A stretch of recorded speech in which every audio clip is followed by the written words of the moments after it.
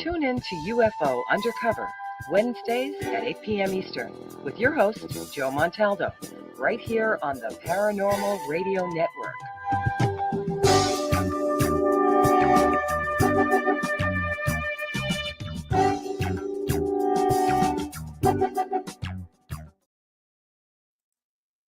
I had enough.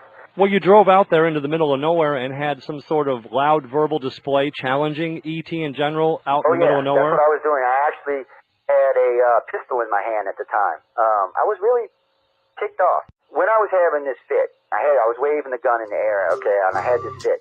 And at this moment, I said, okay.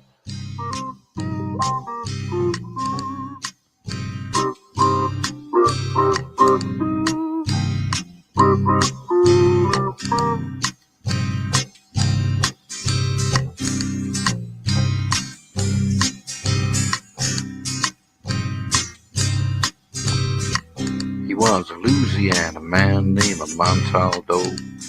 Folks around called him Six Gun Joe. Worked with ICAR, don't you know?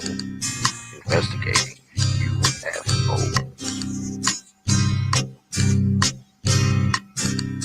Out for a drive with a gal one night, they stopped to check out the reporting site. When an alien lit right there on the ground, commenced to throwing his weight around. Now, old Six Gun didn't take too kindly to that kind of thing, especially without Vaseline or anything like that, Seriously. Well, Six Gun looked that critter right in the eye and said, "Any last wish before you die?" Yo, reached for his gun, quick as a twitch, and said, "Fill your claw, you son of a bitch." Now, a legend spread across the land about this pistol-waving man. But if you're from space or from Earth below, you don't give no lip to Six Gun Joe.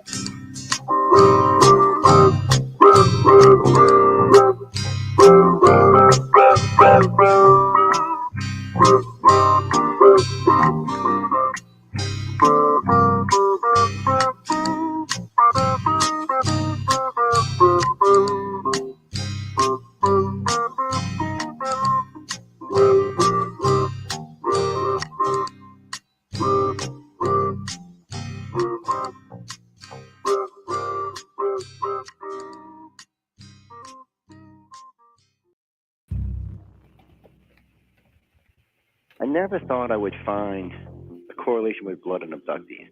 69% of all of our abductees are Rh negative. Rh negative people's personalities are different than Rh positive personalities. It's not necessarily that one's better or worse than the other, they're just different. Their psychic abilities tend to stand out more. They tend to be more go-getters. They tend to want to be more involved with things on the planet. No one knows where Rh negative came from. It appeared 35 or 45,000 years ago out of the blue, and for no reason. As far as I know, Mother Nature didn't need it. It's not us doing this. It's something else. When I talk to scientists about this, or somebody in the hematological world, I ask them, I said, okay, O negative is only 7% of the world's population. I said, what is it? They can't answer me. He said, all we can tell you is it's the purest form of blood known to man and is the universal zone. They don't like hearing the UFO or the alien word, but even they can't deny it could be a possibility. I don't know if they're ignoring it or just not saying anything to us about it. And the other weird thing about this is 40,000 years ago, it was 1% Rh negative. Today, I think it's up to about 18%. It's growing. We lived in a brown-haired, brown-eyed, brown-skinned planet for 2 million years. And then all of a sudden, this emerges on the scene. We start having these mutations. There was a lot of societies in there that seemed to worship aliens, and now we find out that there's a huge segment of the population that was up. And no one can explain it. After 2 million years of evolution with Rh positive and brown eyes and brown hair, we changed. We've come to the conclusion that somebody's definitely interfering in our society. They do seem to interfere with our population. The 3 major races that visit here are the 3 blood types we carry today. The Greys are the ones that instituted the Rh negative, probably brought O and O negative to us. The human aliens, from every description I've got from anybody who's been abducted, look somewhat like us, but their heads are deeper than ours are. They're taller than us, they're heavier than us, they have 6 fingers, 6 toes. They look a lot like us, but they don't even breathe the atmosphere because originally in the original Sumerian stories, they said they built 2 great white dome cities because they couldn't live in our atmosphere of our planet. That race created a subspecies of themselves, which created the subspecies of us. The Sumerian stories talk about the 7 creations of man, with the subspecies of us being the last creation. They would procreate, it became the aggressive race that's here today, us. Technically, we have all three of the alien races' blood in us, so eventually one day in 100 million years, we're going to surpass them. Do you want the species that's here today in deep space more advanced than the three most advanced races in the galaxy? No, that's not what they want. They want us to be an equal race, but not a race that's going to go out and conquer and destroy. The Greys and the reptilians and humans said, uh-oh, we may have made a mistake here. And ever since then, they've been trying to correct it. For the most part, we really do think that it is to move us forward as a society. Everybody I know with RH positive thinks, well, are we being left behind? I said, no, you're being bred out. There's a difference. And what I mean by that is you're not being left behind. Eventually, we're just going to breed ourselves out in a different type of species, more telepathic, probably more honest. Green and blue eyes and RH negative is a mutation. It's not a naturally occurring thing in our body. Other than alien contact, no one can give me an explanation for where this came from, or why it's here, or why it's pushing so hard through our DNA and our life. It seems to be moving faster than it should be. You're listening to UFO Undercover with your host, Joe Montaldo, right here on the Paranormal Radio Network.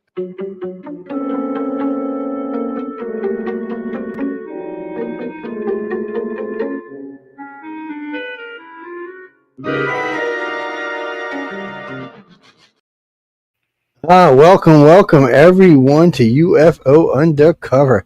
I hope you're having a great morning, great evening, great afternoon, wherever you are on this big, beautiful blue planet. I mean, really, whatever you want to call the place, I don't really care. It's big, it's beautiful. I mean, don't stop in screwing it up, people. I can't talk about that on this show. You'll have to come to one of the other shows, but no, really, no, because I get very passionate about that. And the show is basically PG-13. Really, it's pretty close to PG. It's not even really PG-13. So, and the fact that we don't do any curse. I'm not saying the substance of the material couldn't actually be considered R-rated in some aspects, but because some of the material we deal with can be kind of scary, kind of weird, kind of lonely. Some adult themes in that, yeah. Yes, yeah, there's definitely adult themes in it. So, no, Johnny, not that kind of adult themes, you idiot. I swear.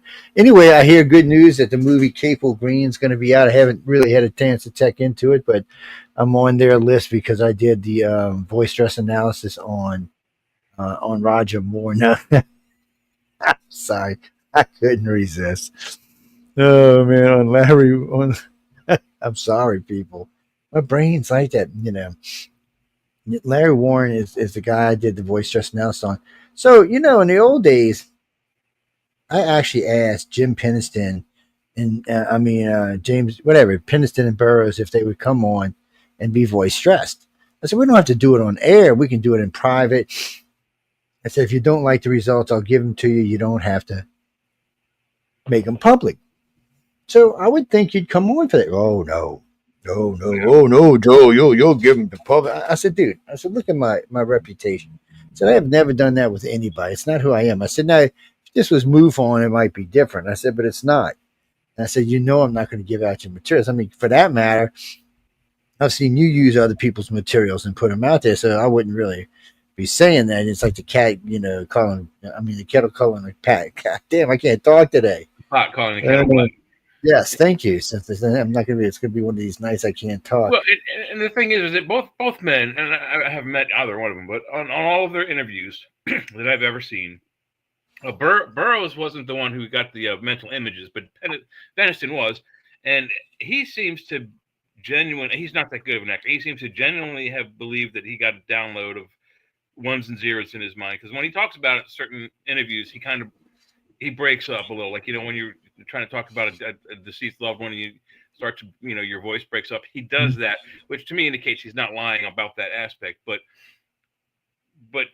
since they weren't shore patrol, what are they called? They're MPs. They're both MPs, military police, they're specially trained to be observant.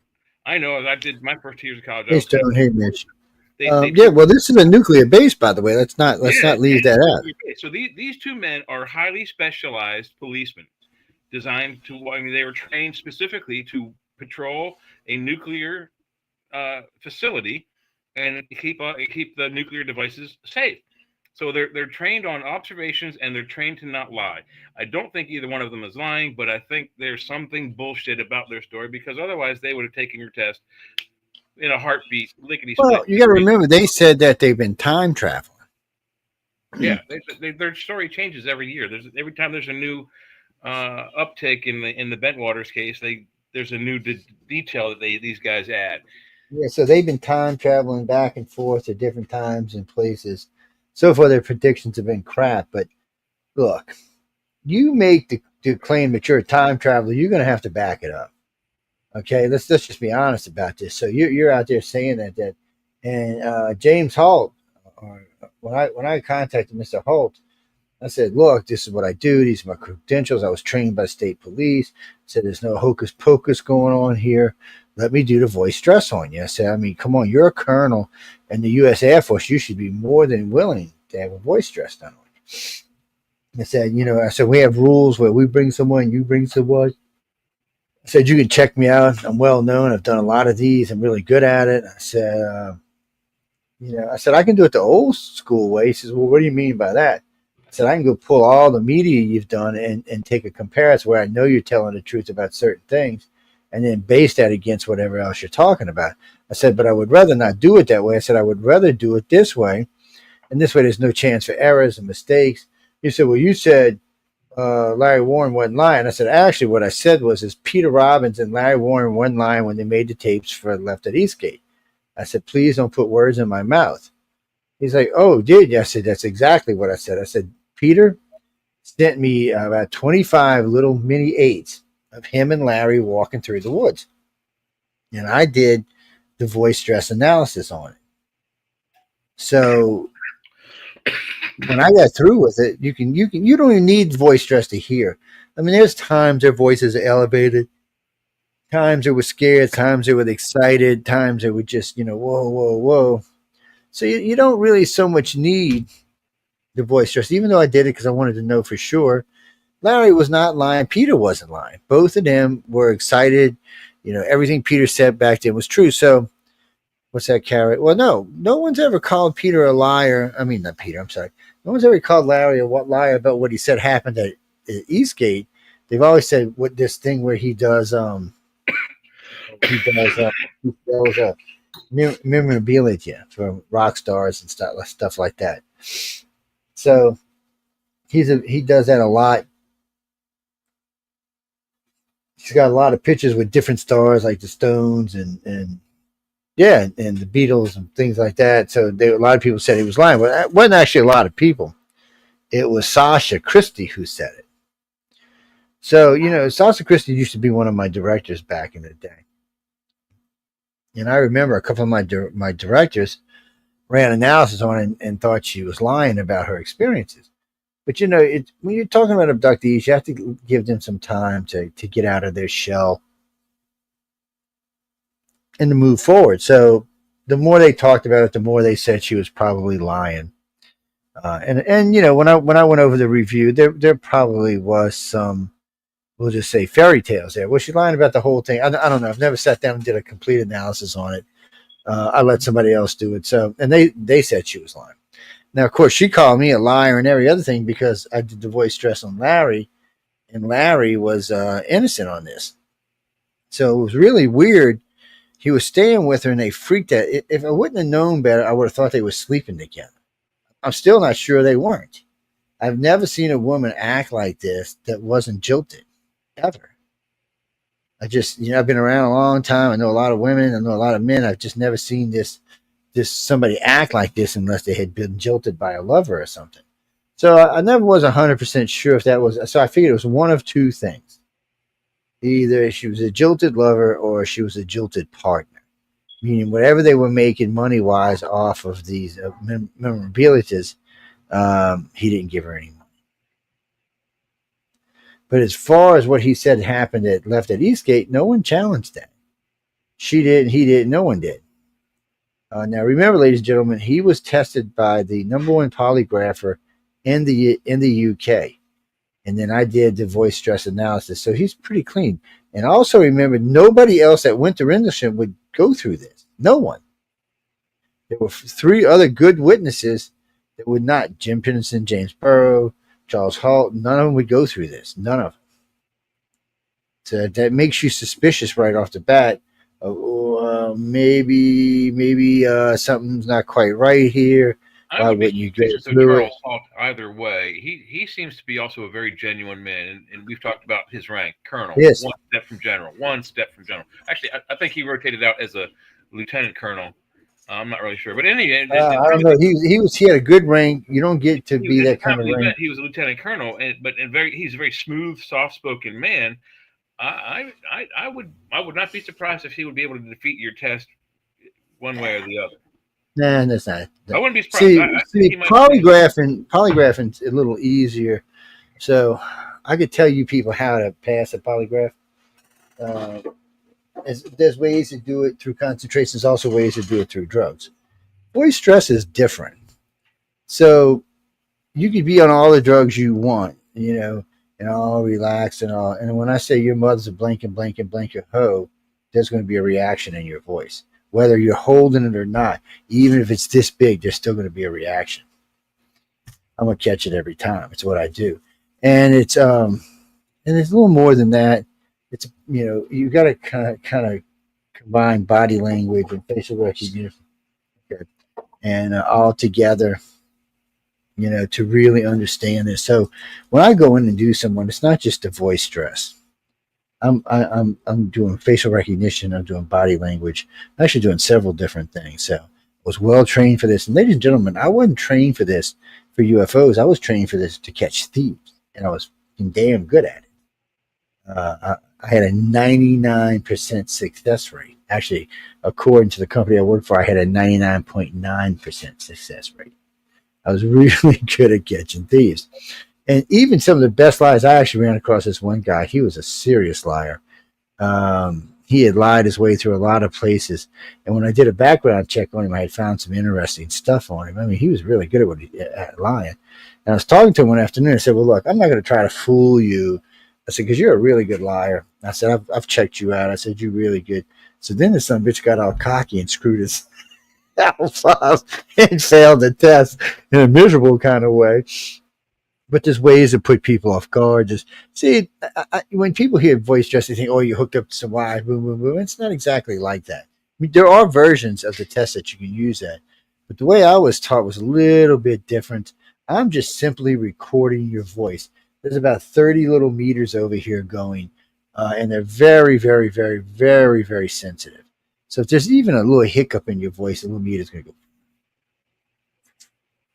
It's hard to get around this. And it's not unbeatable, but someone like Charles Hawk could be it, unless he had been trained to be it. There's just not really being a colonel, a lieutenant colonel at the time of the incident. I think he would probably have had some sort of training against that kind of thing. Maybe he might have had, but he would have probably had against anyone of that incident. I think would be the only one who would defeat both polygraph and voice stress. Well, first off, most colonels don't get that. They don't get that kind of training. You have to be Secret Service. So if you're going to get any kind of training like what we're talking about, you can't just because you're a colonel don't mean shit. That you're not going to get it. But if you're a colonel in charge of certain things, especially dealing with the spies, then you're not going to get it for nuclear weapons. It's not like that. But you will if you were in charge of any kind of spy group, any kind of oversight group, stuff like that. They give you training for that. See, what he would have got, what is the first thing I ever got, was prisoner of war training, which in some ways is like that. And they do give you some minimal training for polygraphs, voice stress, and a few other things. But unfortunately, when pain hits your body, your face gives you away. So you don't really need the voice. The facial recognition is usually enough. Because you know you're in pain, and your body's knowing, like, if I just say this, I'm free. You can see it coming across someone's face. And so he would have had basic training like that. And don't get me wrong, that's serious training, and there's serious pain involved in it, ladies and gentlemen. People always think, oh, they slap. No. I ended it with 3 broken ribs when I went through prisoner of war camps the second time. So they don't. You actually can get seriously hurt. I know people with broken jaws, eyes coming out their socket. It's It's not playtime stuff because they really want you to be prepared for certain stuff. But there's also levels of training for wherever you're going to be and whatever your security clearances were. Now, he would have had probably a class 5, class 6 security clearance. He was on a nuclear base. I don't know who was in charge. I don't think he was in charge, but I think he was like one of the guys in charge of the people out there. So he'd had decent training. Now, if he'd have become commander of the base or something like that, or been given codes, he would have had a different kind of training. He'd have went through what they call pain-intensive lie training, which is for everything. Because people don't realize, but there's more than voice stress and polygraph to find out lies. And there's more than body language and stuff like that. There's actually other ways. But one police tactic that I read about, learned about. There's always good cop, bad cop. Well, yeah, there is. Yeah, emotions help. But if you're a singular cop by yourself, how do you get a guy to reveal the truth? Well, there's two ways to know. So you have to act. You have to pretend you're dumber than they are. You have to. Then it's hard to do that. Sometimes criminals are pretty stupid. But you keep asking more details about the incident, more and more. And if they're lying, they're going to be very helpful. Oh yeah, okay, and they're going to get more animated and more detail, more fake details are going to come out each time you ask. Well, I still don't get it. How did you get up on it? And they're going to they come up with well, this is how. The more excited and happy they get to help you find that answer, that's a lie. Now, you ask that's true. the guy who's telling the truth and keep asking the details. He's going to get more and more pissed. I hate answering the same question. No matter how many times I can reword it more than 2 or 3 times, then I start getting pissed. So, like example, a few weeks ago, Diane asked me to explain something. I'm like, it says this, whatever it was. I forget what the words were exactly, but it says we'll be in contact. She's like, well, explain that. I was like, well, it says they'll be in touch. They'll be in contact.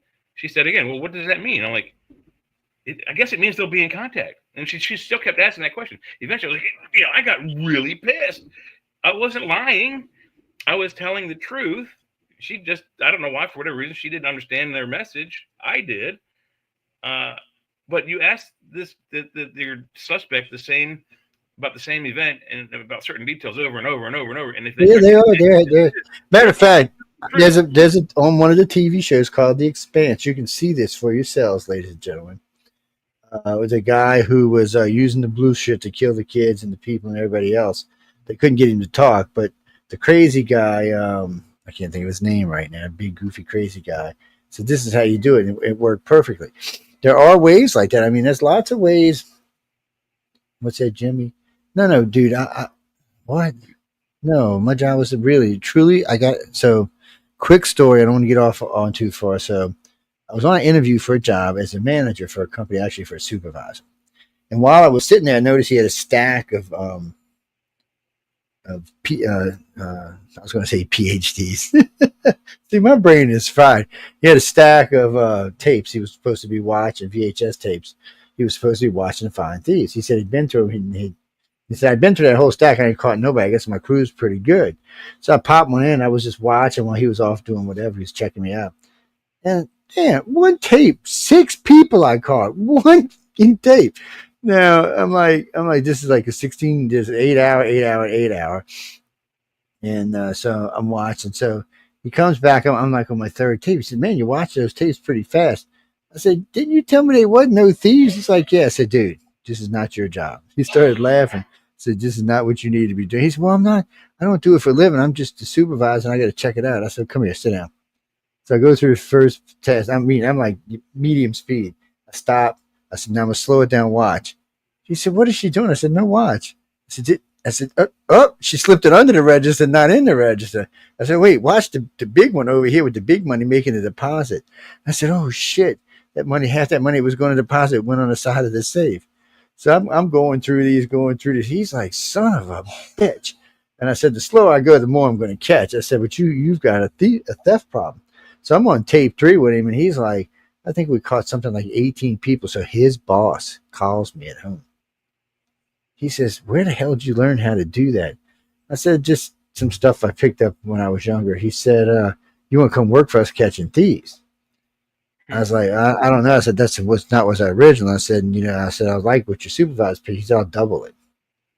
I said, you're shitting me, right? He said, I'll double what I was going to pay you as a supervisor. I said, okay. He said, asked me about classes. I said, well, I learned voice stress from my stepfather, who was a state trooper. I said, actually, I learned it from two of his friends that did voice stress for the state police. I said, not only did I learn the voice stress, but I learned the way they work it in and out. So he comes back. He calls me 2 days later with a list of schools for more voice stress, but most of it was facial regulation, body regulation. He had this thing where you could get this thing to help you with facial and body recognition. It was a great program. It was actually a great tool. And I think my first year with them, I caught over 170 people stealing. They were stunned. And I kept telling them in the beginning, because I used to be a manager myself. I said, I'm telling you, your big thieves are your manager, not your help. It's not the people coming in your store. It's not your help. It's your managers, because they have the best opportunity. So after about 4 months, he's like, I went into this one store. I said, look, I said, this guy stole 10 grand from y'all, maybe 12. I said, I'll prove it to you. And the guy calls me up. He said, you're kidding, right? I said, no. So I go into the store as a clerk. I was going to be his clerk, right? So they put me in a clerk. I'm in there. I turned around. I said, I can't take this no more. Dude said, dude, just stand right there. I said, the police will be here in a minute. He's like, what do you mean? I said, I caught you stealing at least 10 grand. I said, probably more like 15. I said, if you confess, you might get half of it off. I said, how much of it can you pay back? How much can I tell the owner you can pay back, or the board of directors? I ain't got any. I said, are you willing to work off any of this debt that you stole? I said, because right now you're looking at 12 to 15 years in jail. And he just panicked. He dropped. I recorded the whole full confession. I was like, I said, okay. I said, well, I'm going to hand this over. And I said, maybe they'll work a deal with you. I said, you've been a good manager for 15 years for these people. God knows how much money this guy stole from these people, Jay. We're talking at least 100 grand or more. And you know what? They gave him some. They let him go. They didn't want to prosecute him, even though we had a full confession. And when he handed it to the sheriff says, "You've got him." It's a full. He said he's going to jail for 10 years. And the guy who was his boss knew him so well, or thought he knew him so well, and he felt so bad that him and the big vice president decided not to put him in jail. I was like, you got to be kidding me. But anyway, ladies and gentlemen, that's how I learned how to do all of this. And it came in really handy when I started doing abduction research and contactee research. Because people come in and look you in the face and blah, blah, blah, blah. I'm looking, thinking, you lying, blankety, flanky, SOB, get out of my house. That's what I want, but I'm always nice. Usually what I'll do is I'll do a sit down with somebody like that, and then I will hand it over to the directors to do a sit down just to tell me what they think about the individual. And then it'll go to one of the boards, and then more than likely it'll get dropped. I mean, we don't like telling people they're liars. I mean, we just soon tell them you're really not in the group that we're looking for, the particular contactees that we're looking for. What's that, Stephanie? No, I mean, let me put it this way. We've got 134,000 cases in the iCard file. Jeffrey said we had to go through at least 300,000 to get there, maybe more. Now, somebody said, well, that's impossible. I said, no, not really. I said, I've personally been doing this for 35 years. I said, think how many cases I do a year. I said, and I'm just one individual. I said, at one point we had over 60,000 people working for us. I said, so it was easy to do that. I said, currently, we got about 5,000 people working for us, mainly due to burnout. Yes, Kimberly, it's dealing with contactees and alien research. It burns you out because you can never get full percent. If you ever heard Jay and I or any of us talking, we agree on a lot of stuff, but we disagree on a lot of stuff. And the problem is the stuff we disagree on is a range of stuff that's out there. And when I'm saying, I'm not just saying Jay and I'm talking just about all of us. Yeah. There's just things that we all disagree on. So we have the fundamentals of what we call alien abduction and alien visitation. And basically what the aliens look like in the type of crafts. All right, that is fabulous. They couldn't even told you that 20 years ago. I mean, so that is just outrageously fabulous. But Yeah, and that's actually something that I had always been interested in. I've been looking at this since I was a kid, literally. I mean, like I've seen every DVD, every UFO documentary you can think of more than once. if you read the That banner on raises the all these bottom, interesting questions because there are so many half truths and fake falses out there. there is a lot of disinformation that the government has put out to try to help. But ladies and gentlemen, if you're reading the scroller on the bottom, and you see it says UFO aliens, are we family? Are we family to these aliens? Well, Jay and I have talked about we probably share blood with them. But you see the one next to it, are we food? I cannot say no. There's no way I can tell you no. And then the one after that was, stories. we do the experiment on us? Well, hell yeah, they experiment Snyder on us. stories are really basically dulce base, vats of vivisection. You know, if you don't know what vivisection means, it means to be cut apart alive. And then you see vats that the gray aliens use to absorb nutrients through. Kind of gross. And so, when they first got here, it could have been like that because we could have been their only source of energy. We don't know. And then, of course, it says, are we are we someone's grand experiment? That's quite possible. See, all of that, all three of those together are possible. And then my favorite one was, are they just effing babysitters? Making sure we don't get out in the cosmos and cause trouble. Well, I don't think that. And I do think at least one of them, perhaps two of them, consider us a viable food source if they needed it, and that would be the mantoids, or the bugs, and the grays. But no, I don't think we're a grand experiment. I feel that something really effing bad happened in this solar system, that one or more of these races that are here caused either by accident or on purpose. Wait, stop for a minute because you're going to love this, and I know I'm going to let you finish and go back to where you were. So Jay and I talk about this ripping Mars all the time. So guess what? I was watching last night the destruction of Proxima b.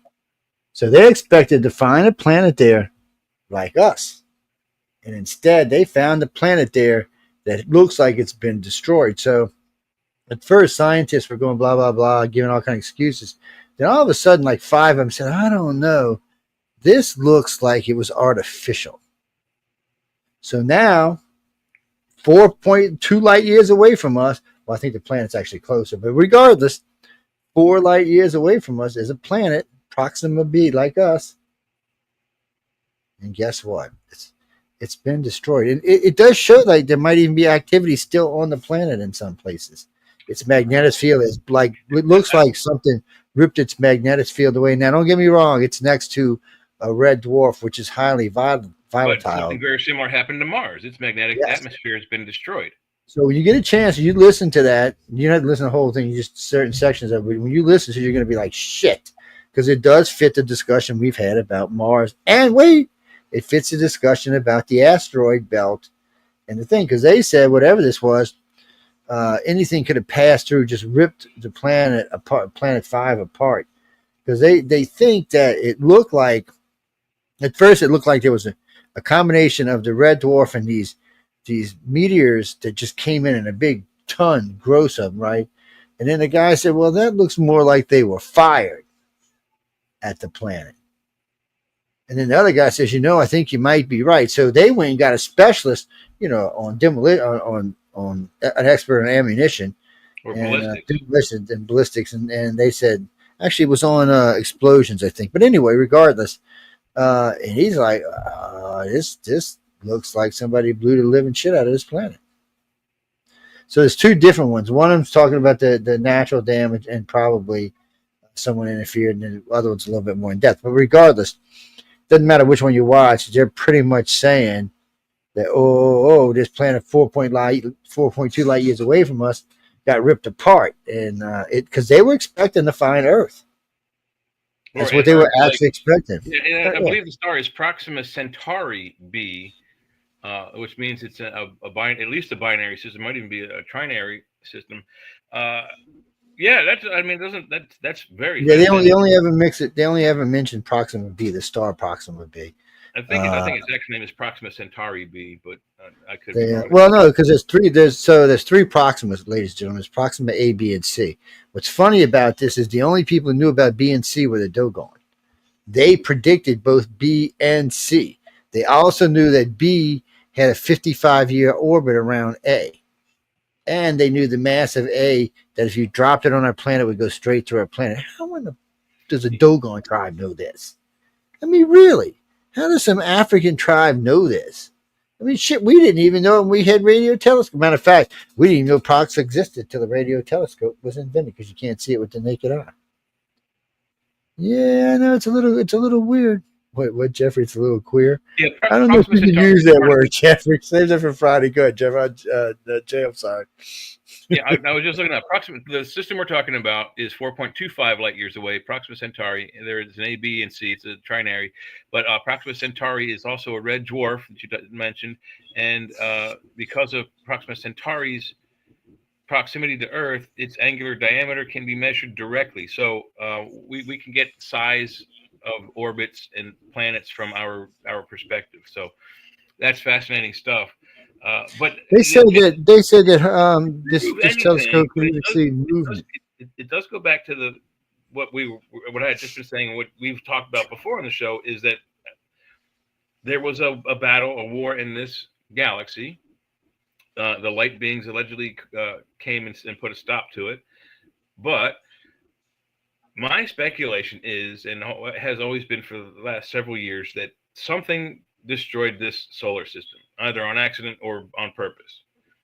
And someone came down and saw what was done was wrong and is forcing whoever caused the destruction to rebuild this solar system. And maybe they're trying to rebuild Proxima Centauri B's system as well, which is it appears to be destroyed like ours as punishment. I mean, it's the one possibility that I don't think very many people have a speculation on, and it just seems to me, why would any race, let's say you, just the mantids alone and the reptiles alone are Star Trek, they're 400 years in advance of us. That's pretty fantastic. Why would they be interested in us? Well, that's pretty close to our, I guess, mental and physical evolution. But you have the Greys that are a billion years old, and then you have the light beings who are billions of years old. Why would they have any interest in making this planet and growing us? Why? They wouldn't. Light beings couldn't care less. The gray aliens probably couldn't care less about us. So they're, whatever's going on here, someone is making it happen and making sure it gets finished. It's and that was the other part they talked about, that whatever this was probably has now long gone. Well, that's the same with Mars. Whatever it was is now long gone. But Well, I got this. What about our moon? Well, our moon's empty. Our moon could be a spaceship with a huge honking space gun in it. It could be a Death Star. No, but our moon's probably dead. And you know what? You might be right, but it's dead. So whatever was going on, when you look at these on cosmic scales, like what they're talking about with Proxima and what they talk about with Mars, these are 50 million, 80 million, 90 million years ago. So this is long before there was even life on our planet. It might be why there was no more action, because there was nothing here. 90 million years ago, there was life on our planet, but there were no humans. Yeah, well, that's what I'm saying. There was no intelligent life on the planet, is what I should say. We don't know at least that we know of. At least that we know of. But we don't know that. Now, maybe that's why they sent one asteroid here, because there was some limited intelligent life here, and they wanted to make sure it didn't evolve. There was definitely intelligent life on Mars. They took it out. Venus probably had it too. They took it out. So this looks more like either a war or just a deliberate strike to get rid of certain types of races out of this area.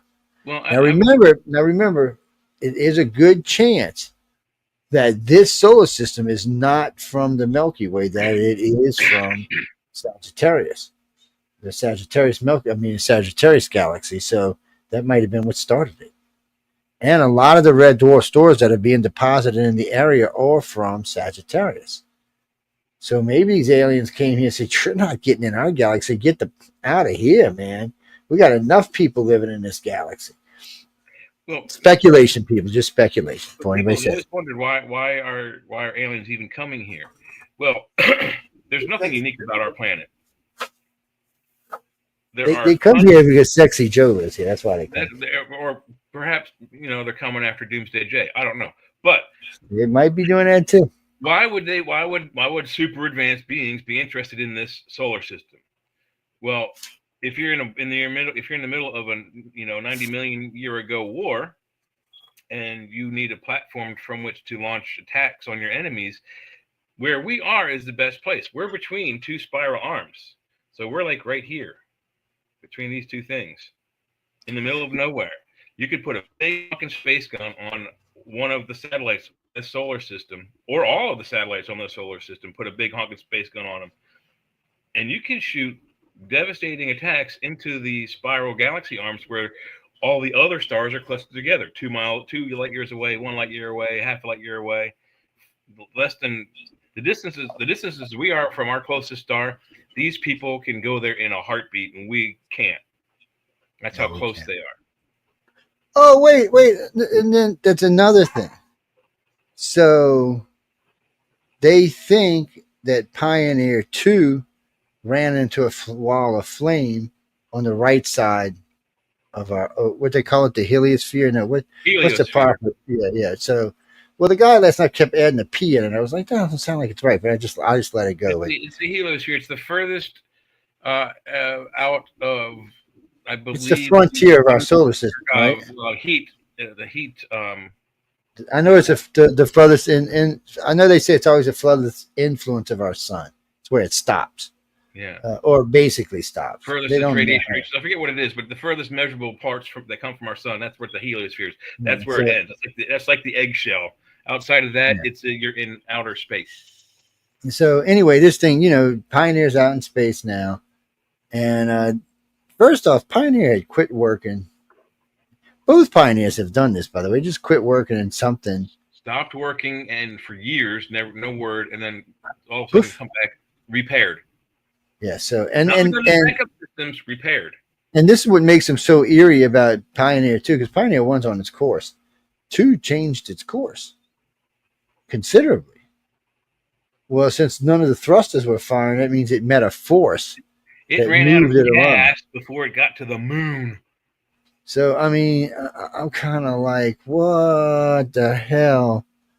So anyway, we got this stuff. We're starting to find out that it seems like it's much more alive out there. But a bunch of new scientists said, well, I don't understand why we're not seeing life. We're seeing everything. And I'm like, well, how do you know we're not seeing life? If we sent out 40 years ago, disappears from all radar and communications for 8 years. And this last known telemetry, NASA says the spacecraft is damaged and we're likely never going to hear from it again. End of story. Boom. Pioneer 1 dies.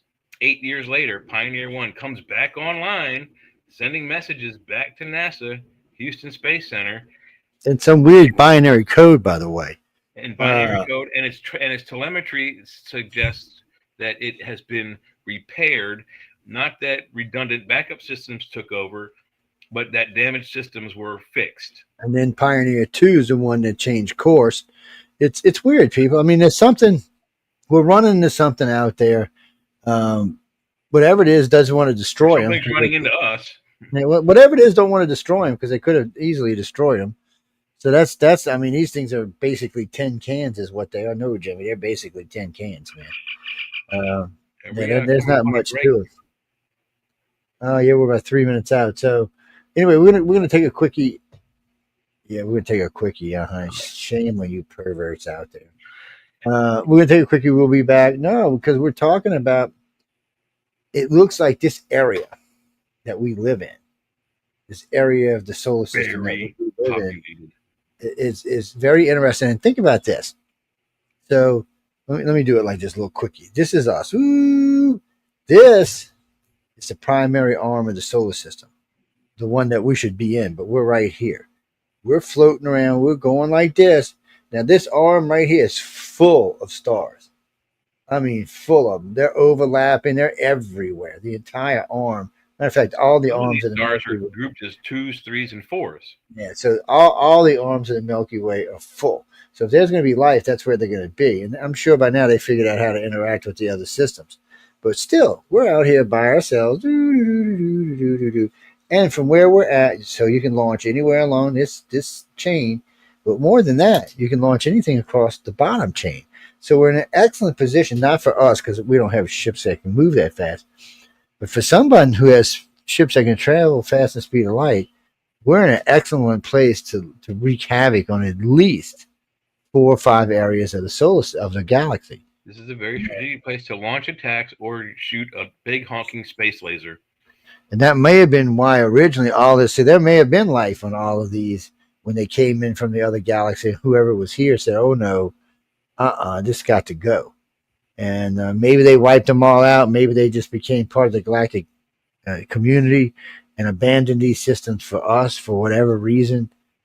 Well, it still looks like we were created. It doesn't look like we naturally evolved. But anyway, we got to go to break, and we're going to be right back. No, you don't get no fancy music on the show. You just get the station. I mean the excuse me. You get the show music. Yeah, this show has its own music because it's a good show and it's supposed to have its own music. But we'll be back in about 5 or 6 minutes. So enjoy yourselves until then. Do what? No, we're not. No. We're talking about all of this. This is going to be like a 3-part show because there's so much stuff to get in, and you better get it now because shows like these will go up on pay-per-view. Yes, because there's an intense amount of information in it. What about Charles? We can talk a little bit more about Charles when we come back. But Charles is, even though he was part of it, he seems to be the least part of it. He should have been the most credible part of it, but he seems to be the least part of it. So I don't know. But anyway, we'll be back in about 6 minutes. So stay tuned. Oh, excuse me. Man, I shouldn't even be tired. Stay tuned and we'll be right. Wait, what's that, Jimmy Lee? Right. Left back, right back, left back. Quarterback. We'll be right back.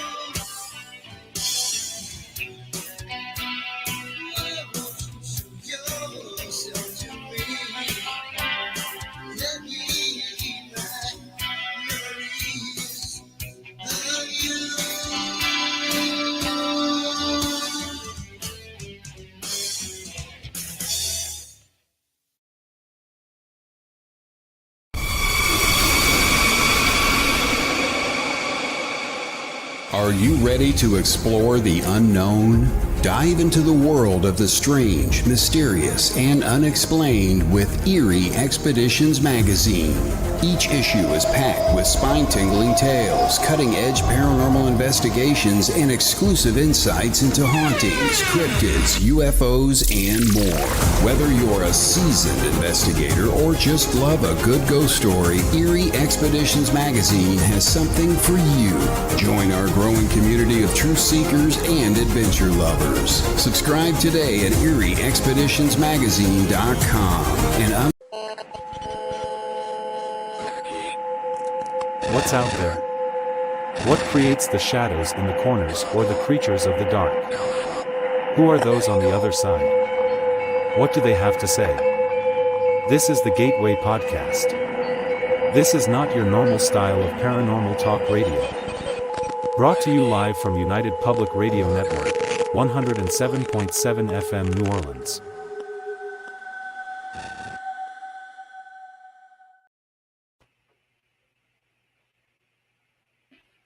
Oh, and we're back. The Power Agency is built for those who move like predators, decide like weapons, and execute like their life depends on it.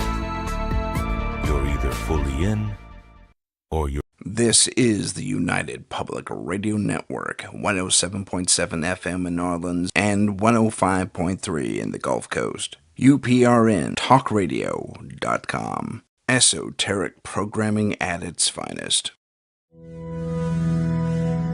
Our symbol, the trident, gifted to us by the priests of Troy Xenos centuries ago when one of the first monster hunting teams out of Corinth battled a contingent of Vrykula that had infested their temple. After the victory over the monsters, the head priest declared, "You are three lances acting as one, not unlike Poseidon's mighty trident of light.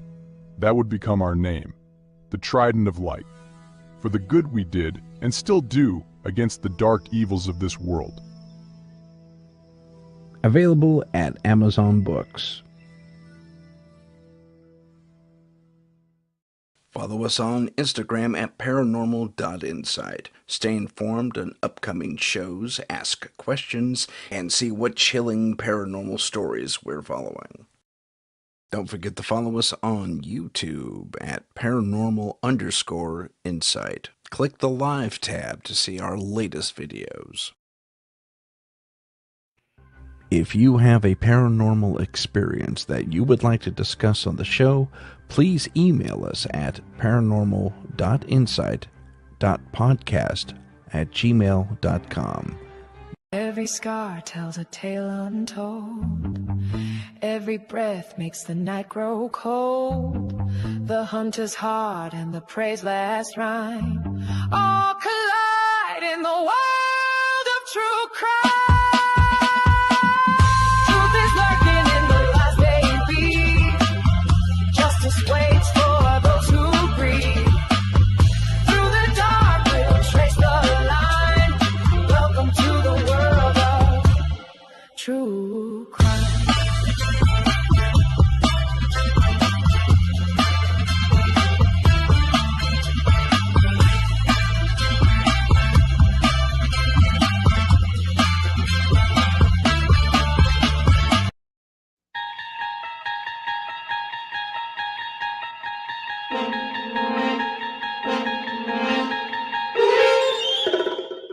You're listening to UFO Undercover with your host, Joe Montaldo, right here on the Paranormal Radio Network.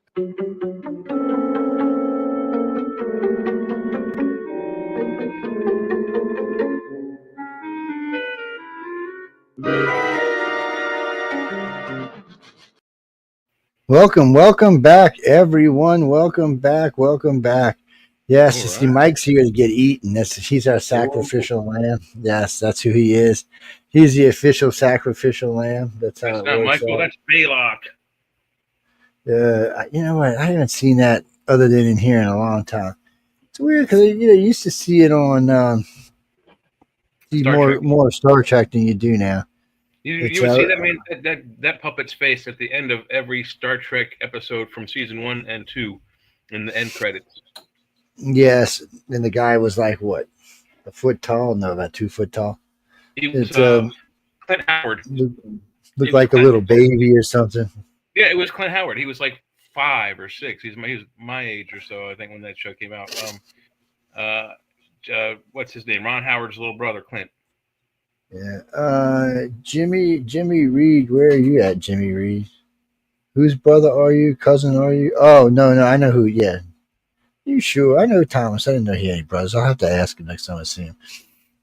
Him and I used to get to talk a lot. Well, a lot of the old ufologists I don't talk to as much anymore. Well, they're kind of stuck. They're kind of stuck in a rut. I just feel like, so when ICAR came along, we changed a lot of stuff in the field.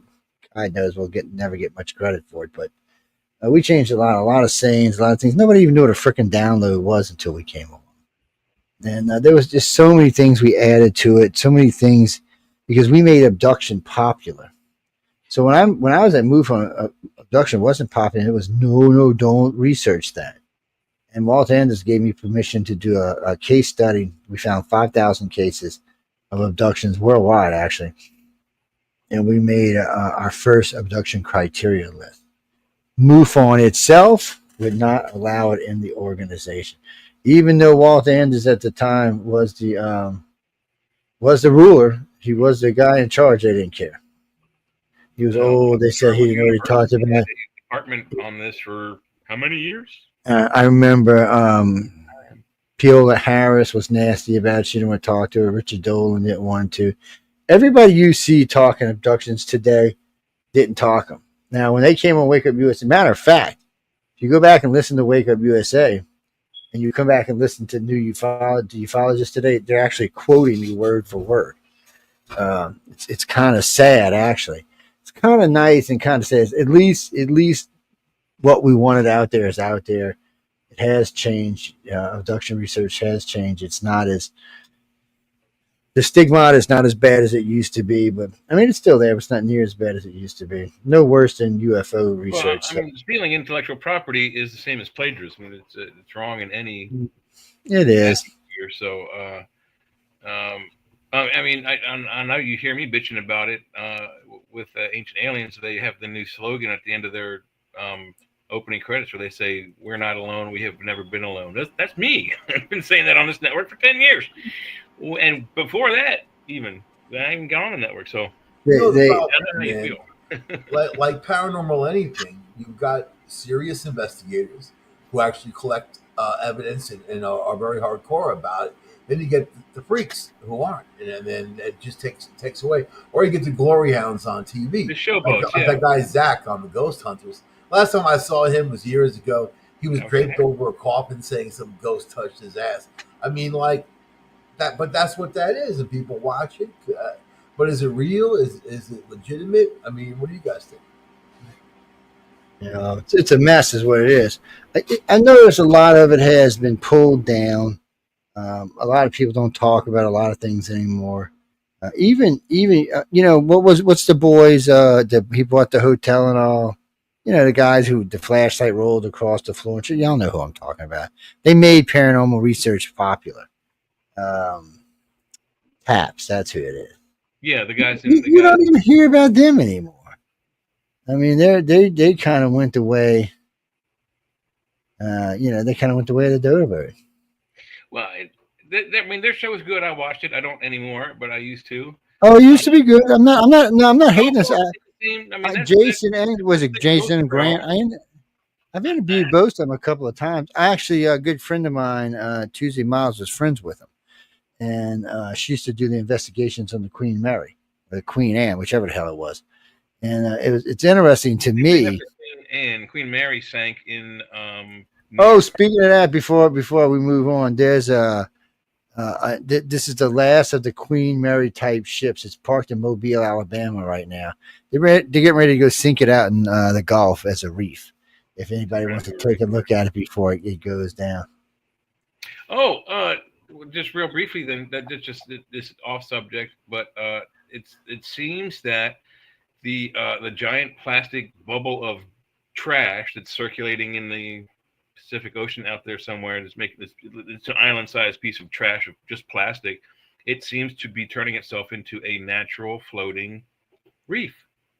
Yeah, they had some kind of new. Yeah, they had some kind of new microbe that's been transforming it. But you know what? The guy's been out there But with not only that that, there's trash creatures raft. living in the plastic bottles and making the plastic as like to place to harbor But themselves. it's getting cleaned up. They got the guy out there with I call it the trash raft. He's out there. He's been One sucking guy. it up.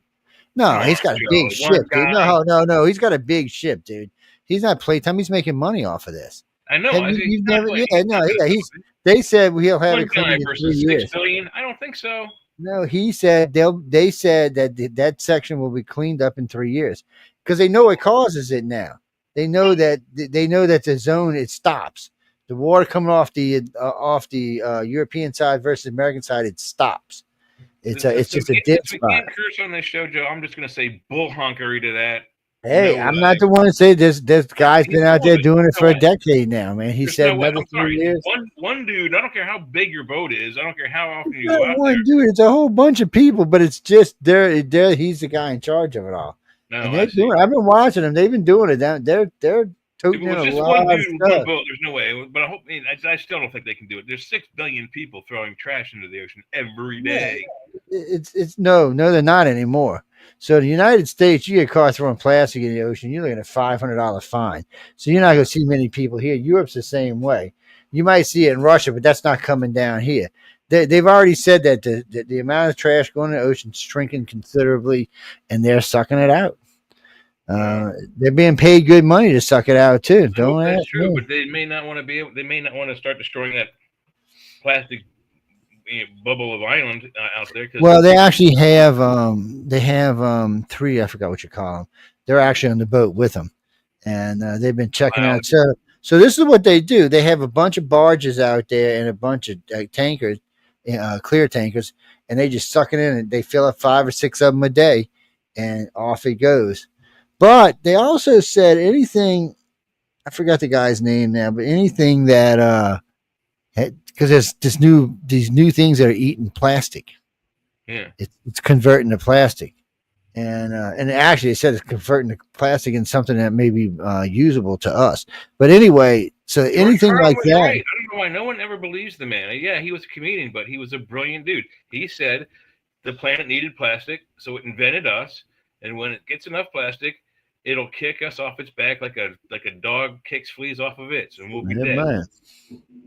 Well, that's why Elon wants to go to Mars. Mother Nature, right there, man. Thank you. That was very well timed. I had planned that 6 months ago. That's why we're going to Mars. There's no lightning on Mars. Did you know that? Well, not now, but give us some time. You know why?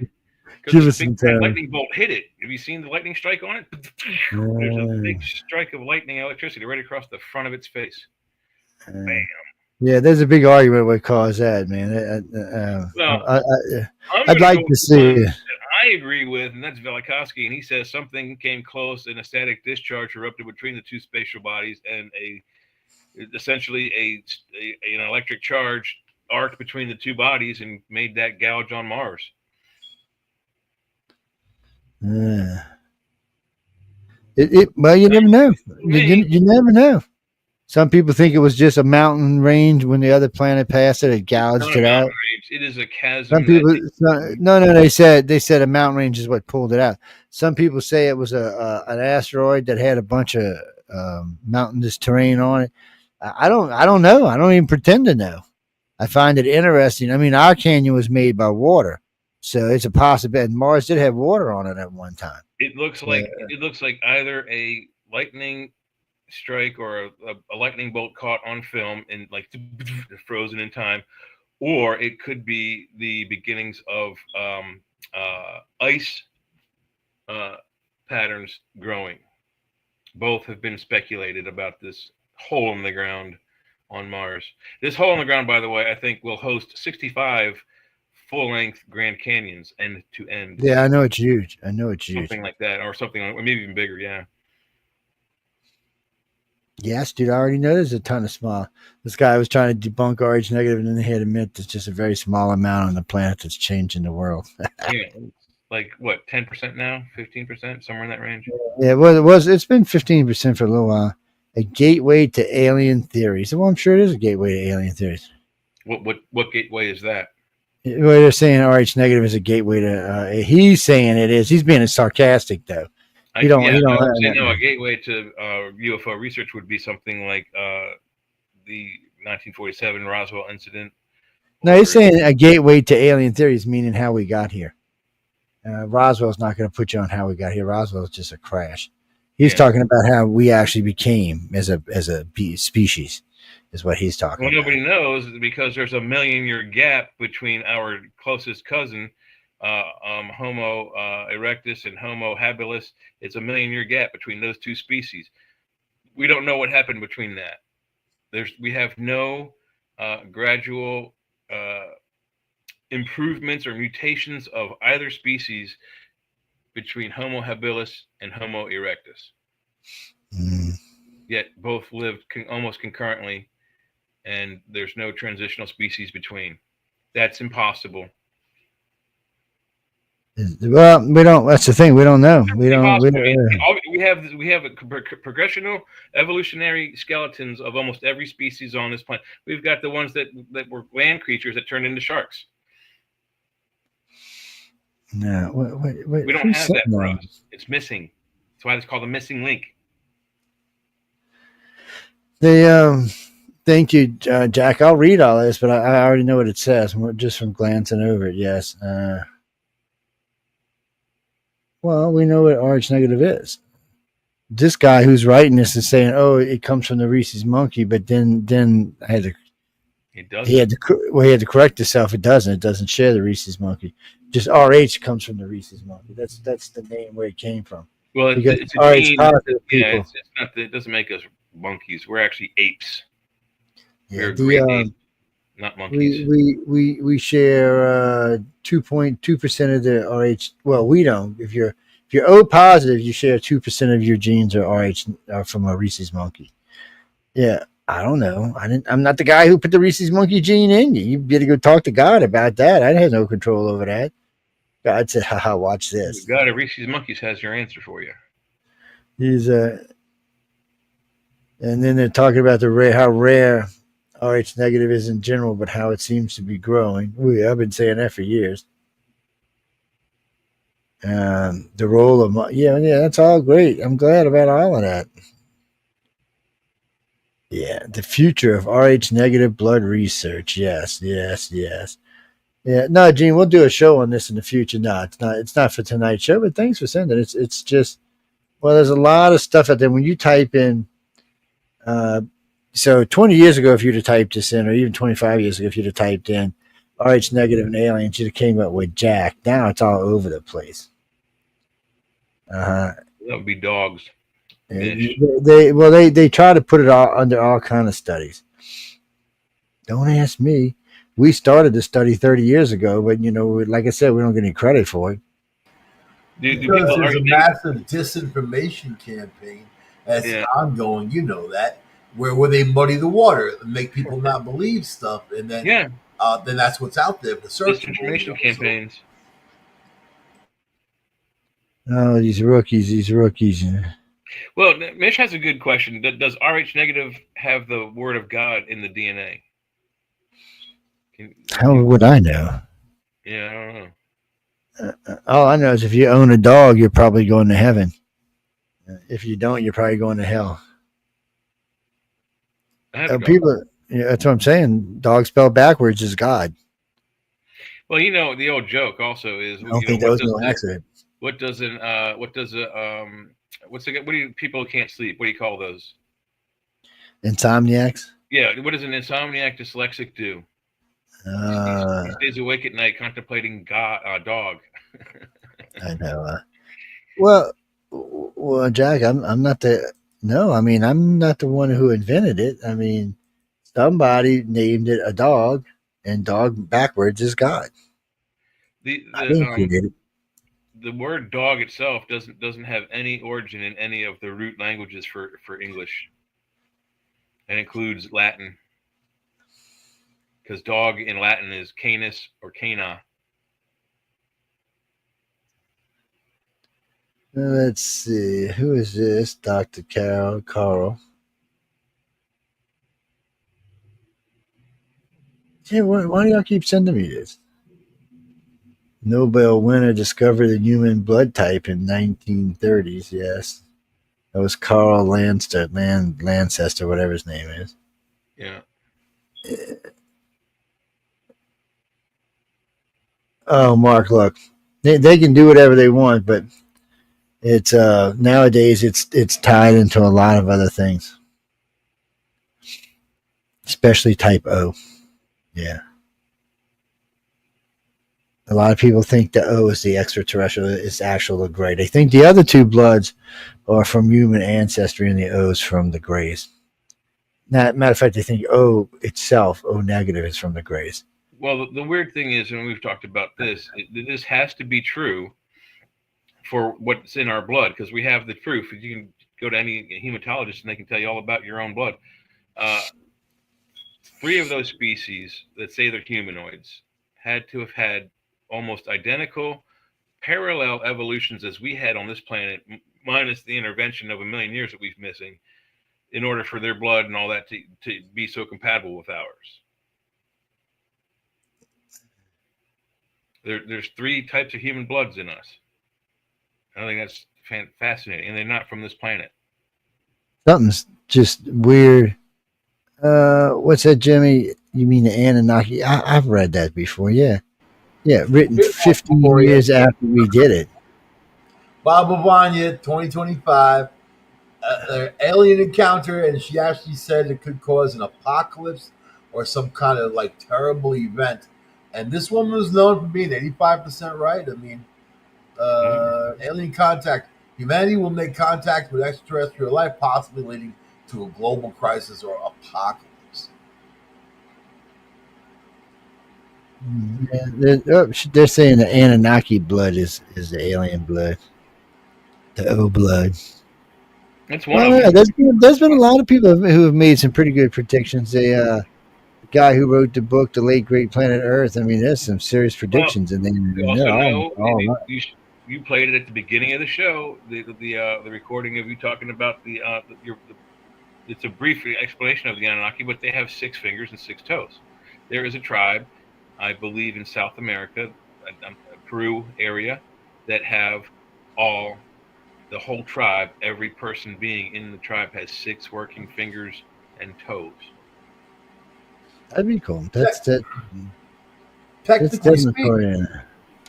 Technically speaking, if we're putting out the torch at night and space is saying, here we are, we're humans, come on. I mean, any species anywhere can come here and be like, okay, but they're not all holier than thou. I'm sure that some of them are bloodthirsty or just don't care, or they want the resources or something. You know what I mean? But the thing is our location though. We're stuck. These are 2 spiral arms. We're right here, in the middle of 2 spiral arms, somewhere in this vicinity between these 2 galactic arms. One's Orion and one's Sagittarian.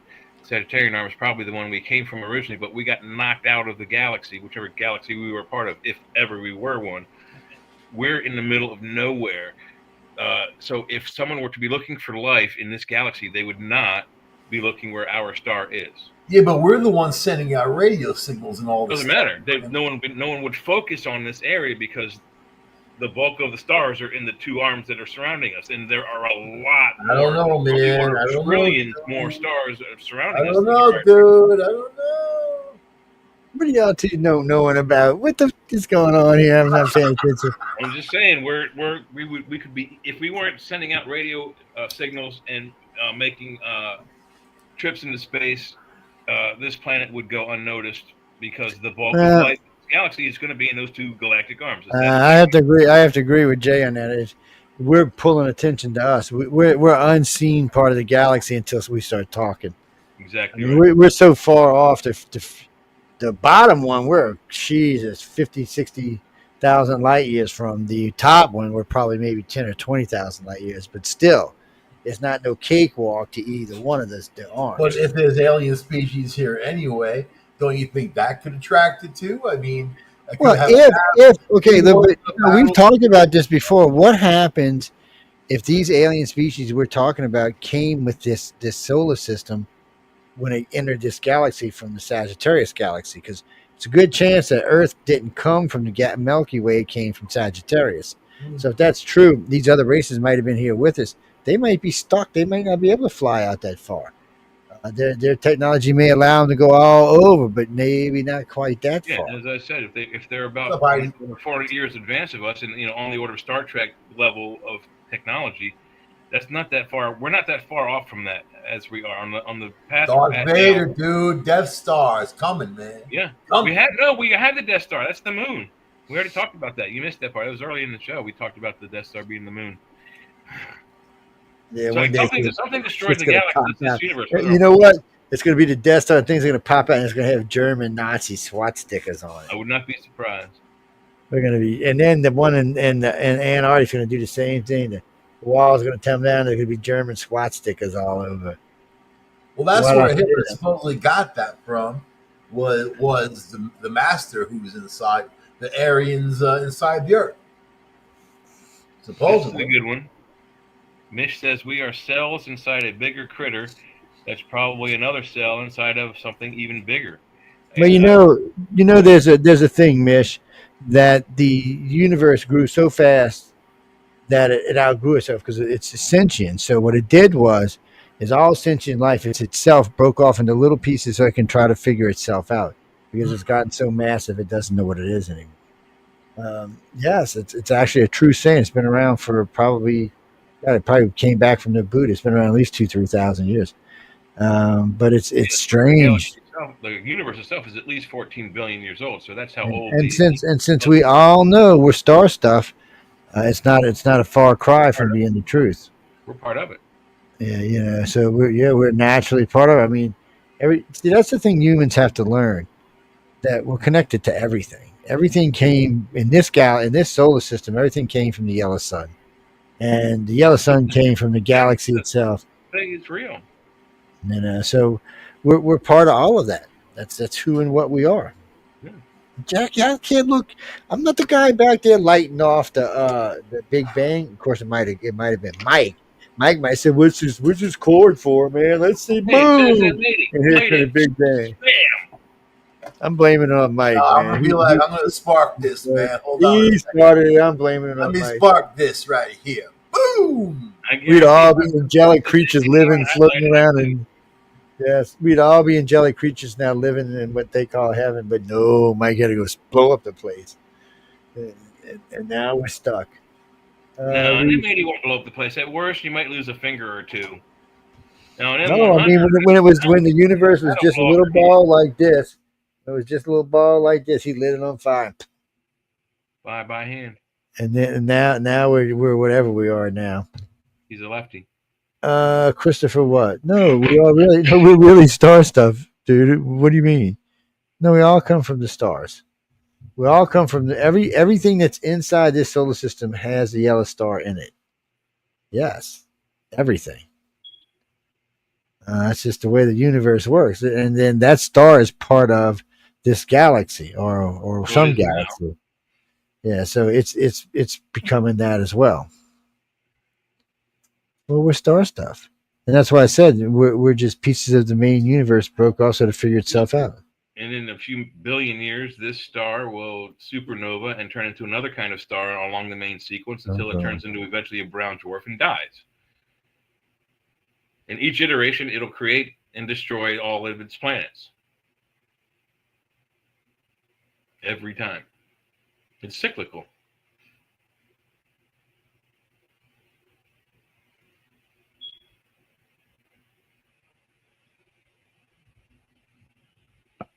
Yeah, absolutely, Heidi. 100%. Everything in this solar system, the material for it, including our bodies and well, I can't say sentience, but at least everything that creates our bodies is a result of the sun becoming yellow, going supernova and turning into a yellow star. The sun. Ah, Joe changed his appearance. Something going Yeah, on. he sure did. Got the tranny thing happening, man. To each his own. We tolerate everybody here. Notice I said tolerate. Yeah. But I had an argument with some friends of mine from high school that I play games with every Sunday. They think the distances in space are too great for the aliens to get here, and I was like, "You guys are idiots! I can't believe you believe that." They got to wormhole that thing, man. But boom, then you're right there. They're already, you know what? We're already starting to do it in science. They're moving light, they're bending light, they're saving light, they're creating light from nothing. It's only a matter of time. I mean, we probably won't see it in our lifetimes, but only a matter of time before they come upon that type of way to travel, plan those 5 points of space. And I'm going to go there. You got your research vessel.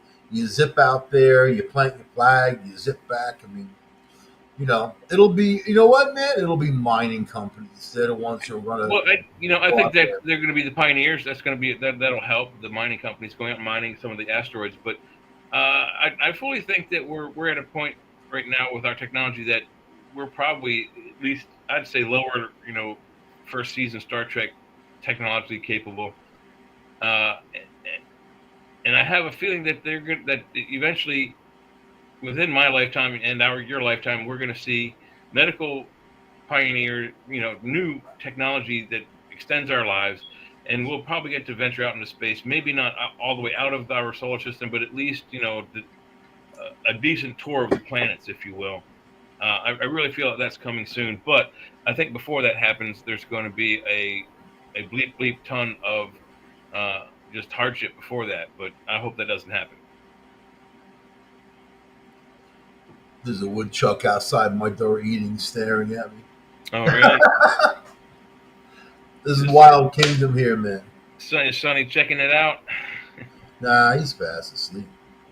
There's a woodchuck some woodchuck chucking. I see you, woodchuck. Christopher, you mean? Oh, you're talking about the scroll. Do I really think we're food? Well, if we are 8 billion of us, I mean, Jesus, we could feed a lot of people. Mm-hmm. A lot of aliens, man. Look at the woodchuck out there. Yeah. Chuck. Yes, Mike lives in the forest. What can we tell you? Bears, raccoons, you name it. It's coming by his house. Oh yeah, it's been hot here, man. I took a Ziploc bag, filled it full of water, froze it, threw it out there in the bird bath or whatever they drink it from it.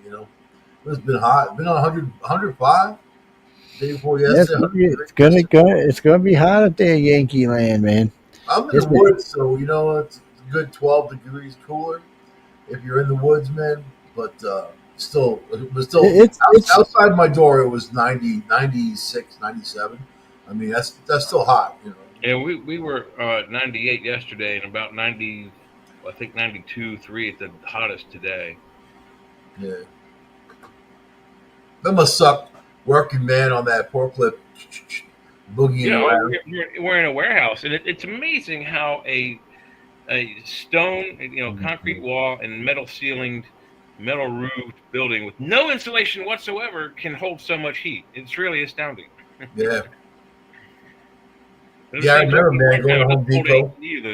Home Depot and Lowe's in the garden center when I'm looking for stuff. My God, it's too hot. If it's 100 out, you don't want to be out there. I don't know how people stand it, My first 3 years at the Home Depot was in that same situation. I worked in the garden center.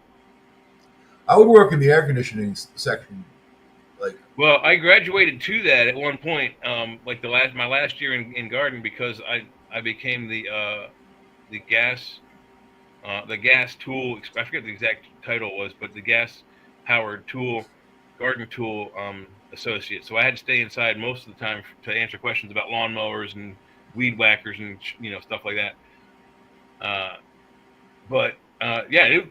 the first year there was so hot. I think I lost 20 pounds in like a month just outside sweating. You know what? Like a couple post workers died just this last couple days ago. Well, they're last 2 days, and then there's an outcry, and then about like they should have at least air conditioning in their trucks. U.S. Postal Department, and also Amazon and UPS. Most of them don't. They don't have anything. I mean, so I don't know. I mean, look at the way companies treat their workers. Nothing has really changed because people still get abused. But, yeah. Yeah. Well, they did change. The postal service did change their trucks. They do have they have radio, GPS. Okay, great. That's good. Okay, so they should already know. I mean, if they're experienced, they already know their route. But I guess a newcomer. I was always in a comfortable business, like didn't matter. Music business, you're in a club, it's gonna be air conditioned, it's gonna be heated. You don't have too much bull crap. My limousine business. People will bring you things. You tell them what you want, and they'll bring them to you. Bring me a gin and tonic. My limousine business, same. I mean, limousine, of course, is air conditioned. People call you and you bring them to places. Yeah, the same idea. And you don't have to speed around, make an unbelievable amount of money. I mean, people don't really understand the money. and if you own a limo, because I'm actually looking to get back into it now, and I'm looking to buy one. If you own a limo, you can trade with services. If you know a dentist, anybody that charges out of the pocket, you can say, okay, I'll give you 12 hours in the limo. You know what I mean? So it's less money out of your pocket, but yet you're trading the service. So yeah, there's a lot of leeway there. But it's a fun business. For the most part, people get into a limousine, they want to have a great time, and they're not looking to have a bad time. You just let them know. You break it, you buy it. You know what I mean? Like, I've got your credit card. Go ahead and make a mess. My detailer is going to love you. You know what I mean? So people do stuff. Yeah. I worked in the service industry throughout college. So, yeah, I know you can. I had a bachelor party one time, man. Oh, my God. Seven drunken ladies, man. It was funny. And they didn't know I was the owner of the company because I never tell anybody because I want to get a nice tip. You know what I mean? Yeah. Oh, yeah. If you tell them you own the company, they don't tip you, dude. I mean, zero. They're like, F you, you're the owner. I'm not tipping you, So you got to be like, it's my kid's first birthday and I couldn't be with them tonight. Yeah. I had to be here. My boss is really cool, but he's going to pay me a lot. Bigger tip. They'd be like, you poor man. You work for a monster. Yeah, he's a beast. Yes. He's a horrible man. He's a beast with horns. That's yeah, funny. Man. The good old days. You know what? It was cool, though. Like, sometimes I'd run people, like, down to the city or, like, just a one-way. I didn't do airport service, really, But I did and I didn't, If the money was there, obviously, you do it, you know what I mean? But it's kind of funny because there's a lot of downtime and then you're just chilling. I like to drive, so like with me, but you need someone who likes to drive. But, I found a 46 Cadillac limousine, beautiful, goddamn beautiful vehicle. I put a bid on it, man. And like you know what? It's good for wine tours. It's good for the smaller stuff. It's good for a photographic type of thing. Like photographers love it. Photo opportunity. People get married. They want to be like posed next to something like that. And the price is right, man. But yeah, I don't know. I missed the business. That's why I'm looking to get back into it. Sorry about that, guys. Had a little mini emergency I had to go take care of. Yeah. No worries.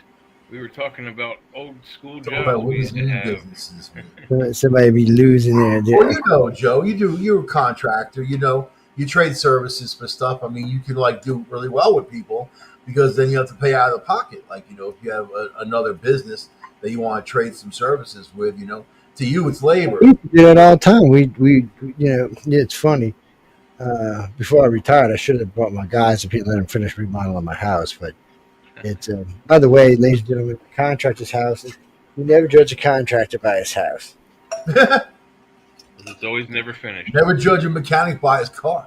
No, because No, you never seem to have time to work on it yourself. It just I've known enough contractors in my career. They tell you the same it's thing. Their house is always never finished.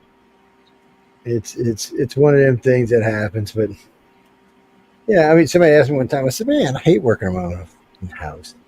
I have to because I got to fix my dock on my boat dock and all. But and I put new floors in last year, but the house moves, Yeah. and it does this now. Before anybody asks me, no, my house really moves. It's on stilts. It's Baba Yaga's dancing hut. Actually moves. You're living in Baba Yaga's dancing hut. And it's just the way it goes. It's if it didn't move, it would break. It's just snap. What the scary part is when the dryer's on, it does this now. The whole house. Yeah. Yeah, you know where the money is now in construction is construction estimators, people who go in and tell someone what the cost of something is going to be. Yeah, you have nothing to do with the company they're going to hire or whatever, but you go time, materials, and things like that. Because a lot of people have no clue, and they want a contractor to tell them. The contractor may not be honest with them, man. I mean, we know most of them aren't. Yeah. Well, I always tell everybody to get 3 bids, and I do. People call me all the time to do. I don't do them as much as I used to, but I could. I'm just kind of lazy. I learned a lot, dude, from the contractors coming. I knew it had to be done. I just wanted the laborers. I started collecting all the names and numbers of the laborers that came to the house, so I could just call them and have them come do the labor. Because so if you own the house, you're allowed to be the contractor. So yeah, definitely. You can actually be the contractor, but you better know your shit because it's easy to get messed around. But ET loves to be contracting on your butt. Yes, it does, man. It's, I was thinking when Mike said about the contracting thing, I was thinking just recently, a guy, ET seems to like contractors. I got to thinking about this the other day. How many people or contractors that we know that have been taken? And when Mike said it, it kind of triggered it in my head because, the first time I ever realized that was with your boy down in Florida. It's what the hell is his name? Oh man, my brain is fried. But no, he was the guy who got taken down to Florida. It was the Gulf Breeze. Oh, Ed Walters. Yeah, and so he was a contractor by trade, damn good contractor too. If you find most of the really famous cases, the people abducted they're Joe Schlubs. They're nobodies. I mean, you got Betty and Barney Hill. I mean, a math teacher, and I don't remember what Barney did, but he worked in an office. He was. But do you believe in them? That's that interracial couple from back in the day, right? I believe his story. Yeah, I believe 100%. He was abducted. I don't believe she was.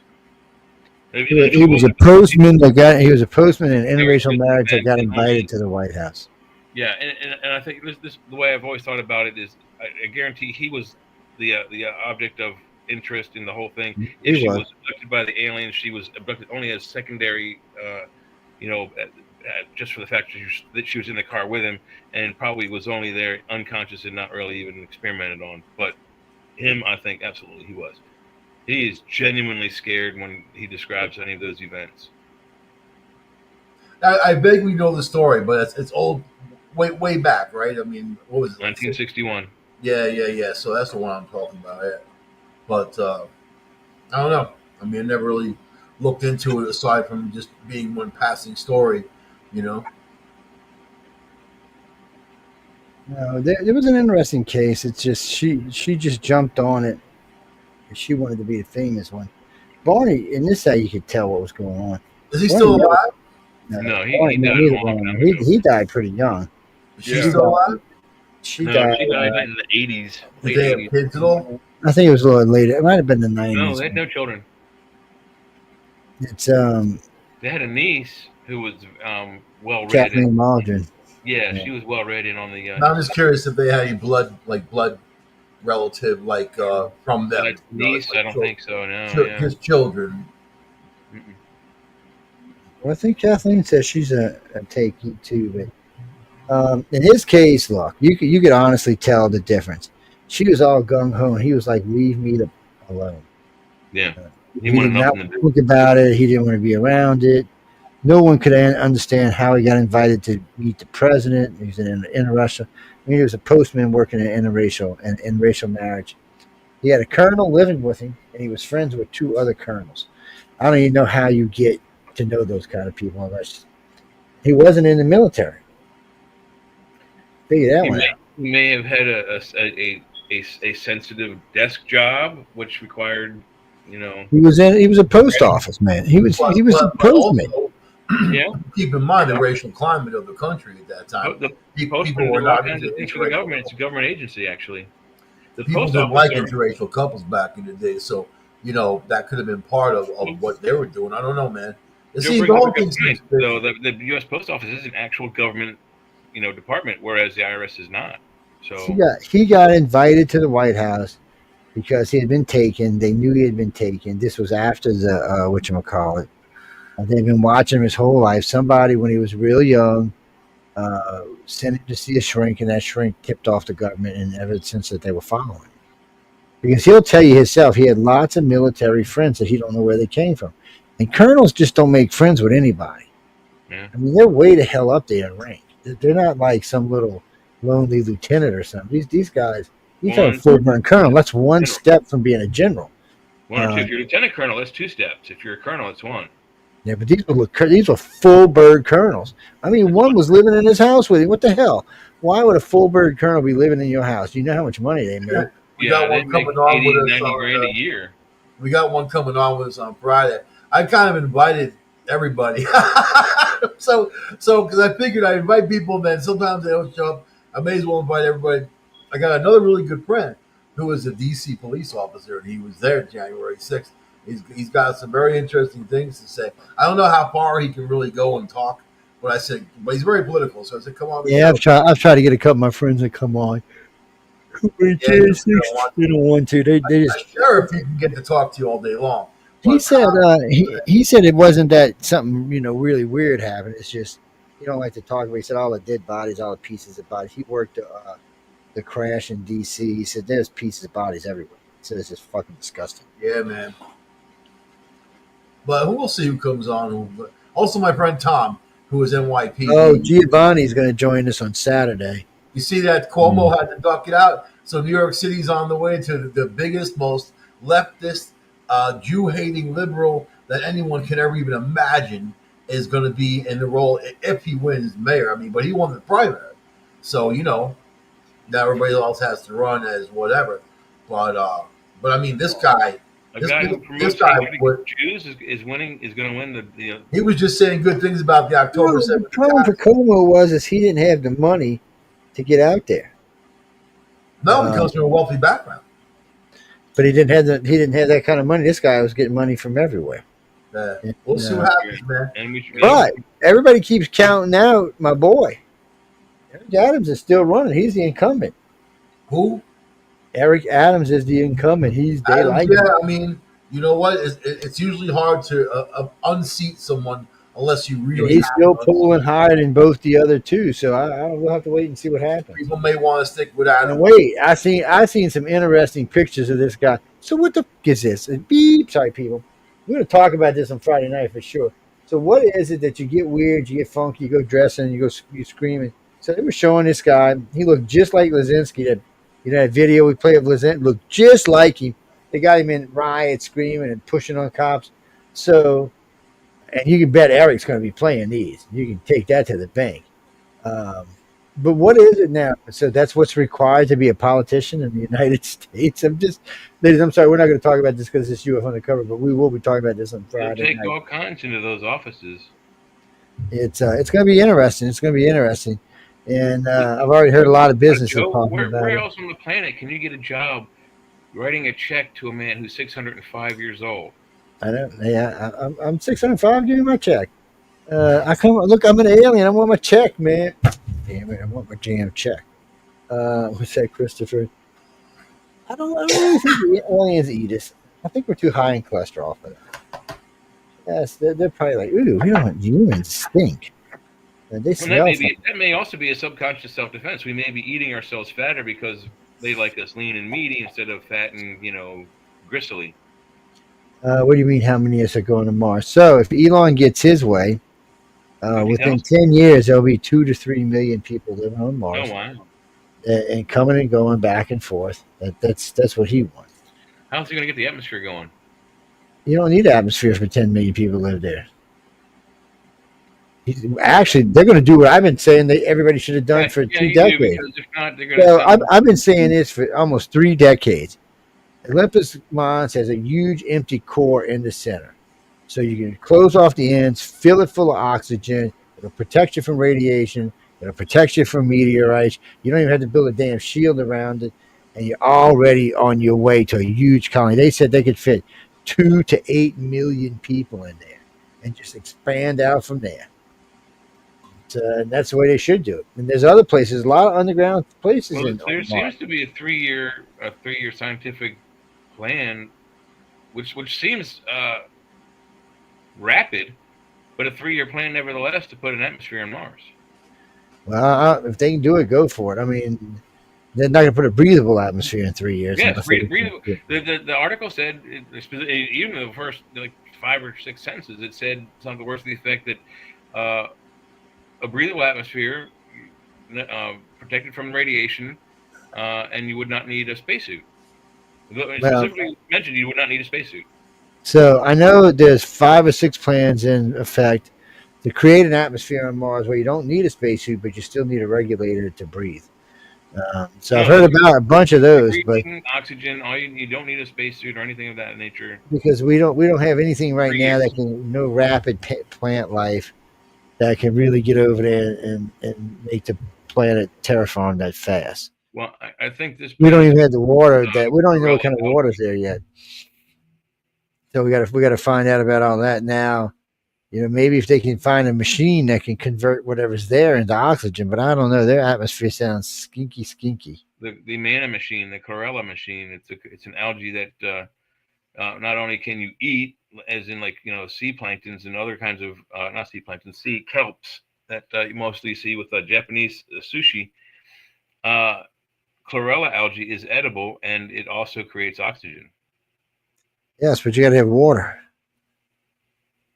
Yes. So we don't know. That's what I'm saying. We don't know. We do know there's 2 ice caps there, and we do know they melt and grow back. So we know that. We know it actually rains on Mars. So we know there's got to be liquid water somewhere underground. And that's the thing. That's what I was saying. Going underground is probably the way to go. You'll probably find running rivers underground, or at least ozone wells and stuff like that, but not above the ground. Above the ground's atmosphere is just too thin. It'll just float off. I'll bet you if they took an array of parabolic mics, that's a microphone with a parabolic skin around it, or like a satellite dish around it, point 3 or 4 of those in a triangular space so you can triangulate. I'll bet you if you put several microphones to the Earth or to the Mars, I'll bet you'll hear underground water. I'll bet you'll hear an underground river. I'll bet you there's lots of them. No, they definitely think there's some now. So the other day, NASA admitted that there's no doubt liquid water on Mars. So they actually came out and said it. So that's a plus. But what does it mean for us? What does it mean for Elon? Where is he going to go with everything? Means there may have been life on Mars. Probably still is life on Mars. Probably still is. Well, maybe extinct, but maybe revivable. Well, they're thinking because of the methane plumes that there's probably life on Mars. Well, there's more than a methane plume. There are 2. I forget exactly which kind of radiation, but there are 2 massive spikes in radiation. One over Cydonia, where the face on Mars is, and one, not far from there, both in the northern hemisphere of the planet. Types of radiation that can only be made by a non-natural bomb.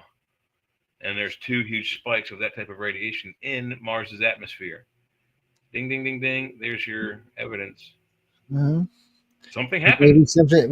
We're young. There may be something else that makes it.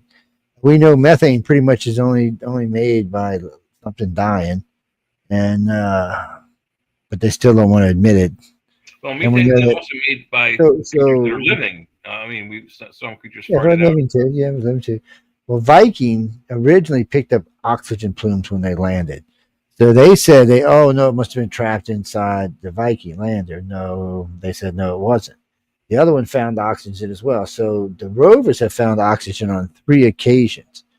Oxygen is pretty much made by something that's alive. It can be made by a machine, but if you're on a planet where there's no machinery, then it's made by something alive. So is methane. So you have methane and oxygen. It's pretty much given, and you have seasons where it goes and comes, which suggests that's something alive. What It's it is alive. alive, I don't know. Maybe it's a nematode. I have no idea what it is alive. But it does It's suggest that there's something underneath there, alive, and it might just be plants. It might be water plants growing, living, dying, and growing on. But if there's water plants, you can pretty much bet there's going to be some other type of life. It Maybe could a be little algae, fish. photosynthetic planktons. That we know some planktons, almost all I wonder, planktons. I wonder if plants have a tendency to want to grow upward there. Huh? Plants, if they want to grow upward. Not plants, plankton. No, I'm just saying, plants that may be in the water there, I wonder if they want to grow up. Oh, they want to Because, go towards the light. Yes, if they're using photosynthesis. well, no, not towards the light, because there's lack of gravity. I mean, it's only 1/6. I mean, that's not really. They're gonna go the fastest, naturalist way towards the source of their food, which should be the sun. And these might be things that live without light, though. Then they wouldn't go towards the sun. Why would they go up? Because of the gravity. Because there's not that much gravity. It'd be easier to go up than down. But if you're down, you'd be pushing through the water. Going up, you'd just be kind of growing up. They were talking about that on a science project just recently. That it would be much easier on Mars to string climbing plants that would grow up really quickly, especially if they were being sprayed with oxygen. What is gravity? It's like 1/5 that of Earth on Mars. So 1/6, yeah. And what is the moon? The moon's even less than that. Moon is 1/6. Mars is 1/5. I do believe.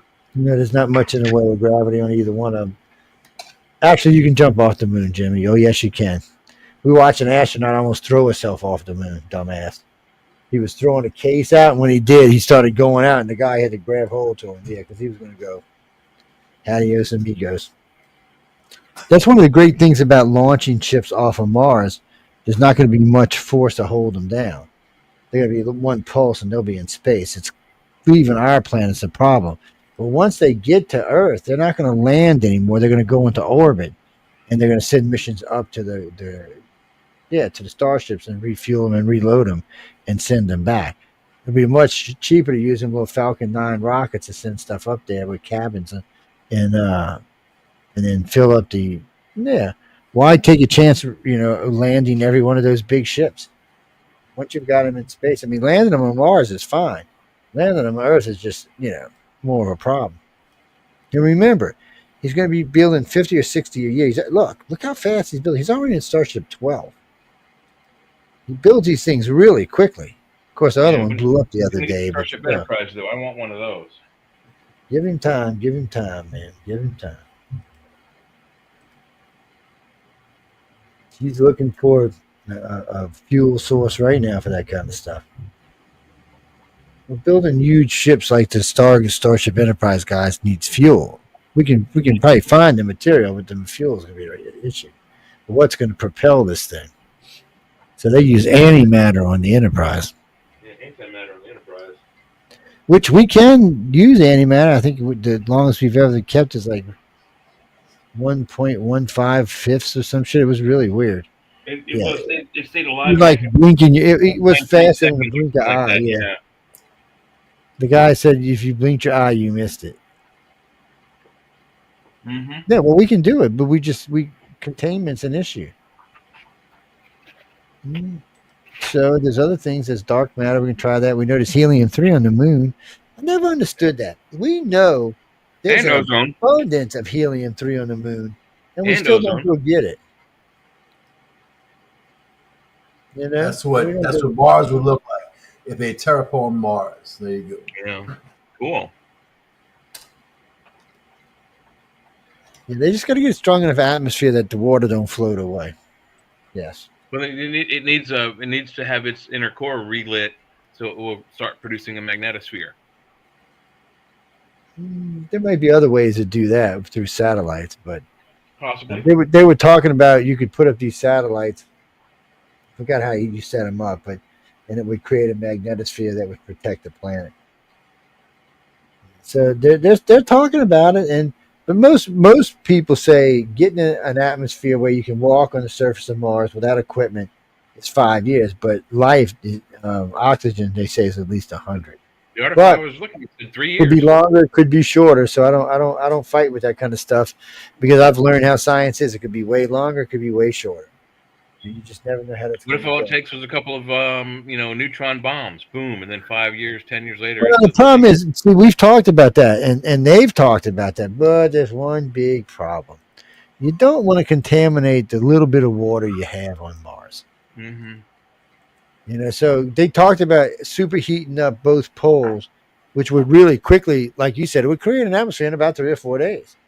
It would be like, what's that movie, Get Your Ass to Mars? Yeah. So it would be like that. It would instantly be, it would thicken up the atmosphere. But you'd still have to have those satellites out there to keep that atmosphere from floating away. But for a while, the atmosphere would be contaminated with radiation, and all the water would be. So it would take a couple of decades for that to fade out, unless we have a way to clean it up. So you can't rule that out either. Elon is a beast when it comes to inventing stuff. And he may invent something easily that can clean this mess up.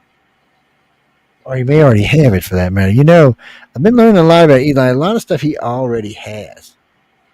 It's like sitting in the wings, like how to control stuff without through thought. He's already got that equipment. You know how well that's going to come, how handy that's going to come in on Mars. Not on Mars, but on how to get to Mars.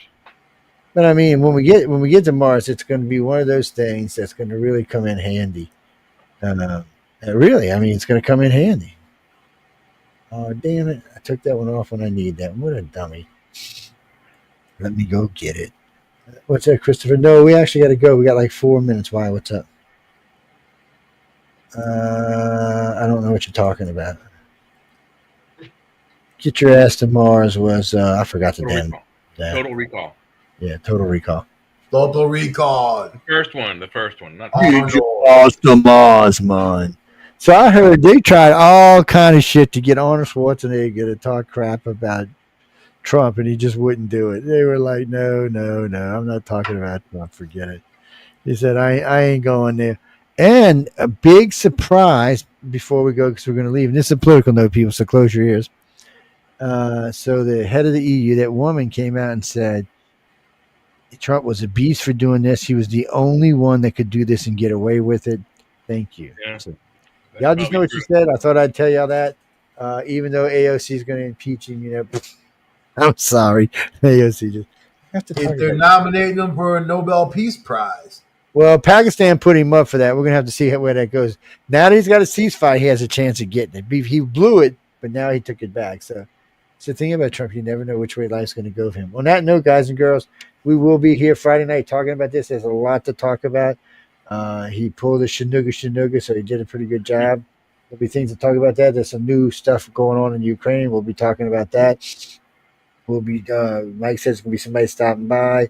We got some other things to talk about. Saturday, Giovanni's coming by. Excuse and me. we're going to talk about if the strike was effective. We'll talk about that. Giovanni will be coming by Saturday. We'll be talking about his new movie. As far as the effectiveness, I guess it's all about who you believe. Iran and Israel said it was perfect. Iran said it was perfect, which cracks me up. 2 security agents for the United States said it was garbage.